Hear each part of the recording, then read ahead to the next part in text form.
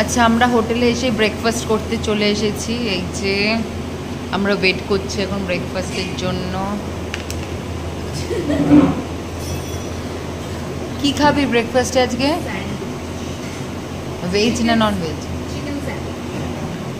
আচ্ছা, মা কি খাবে? পাপা কি খাবে? রাউদার আজকে ভেজ।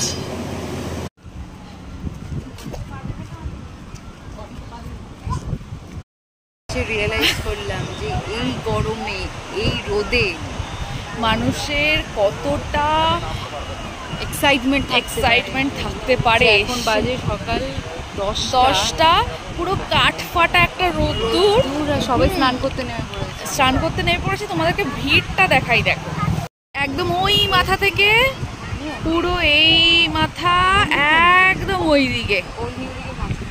আর এখানে সবাই ভাবছে যে নামবো কি নামবো না। আমরা পৌঁছালাম তো 8:30টায়, তারপরে এখন 9:30টার মধ্যে আমরা ব্রেকফাস্ট করে নিয়েছি। প্রচণ্ড রোদ্দুর। তো আদি যেহেতু দীঘা করে খুব এক্সাইটেড। এবার ও যখন আমরা হোটেলে ইন করলাম তখন ও বলছে দীঘা কোথায়, দীঘাটা কোনটা। এবার ওর কাছে দীঘা মানে শুধু মানে সমুদ্র, মানে হোটেলটাও যে দীঘার মধ্যেই পড়ে সেইটুকুনি তো জানে না।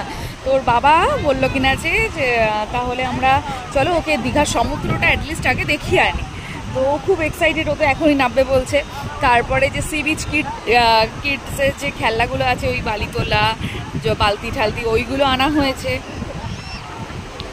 সেগুলো নিয়েও খুব এক্সাইটেড। তো দেখা যাক কখন, আমরা তো এখন নামবো না, এখান থেকে 5-10 মিনিট থেকে আমরা ডিরেক্ট রুমেই চলে যাব। ওখানে গিয়ে পুলে নামবো। এখানে সমুদ্রে নামার মতন পরিস্থিতি একদমই নেই, আর প্রচণ্ড রোদ্দুর, আর ট্যান পড়ে একদম শেষ।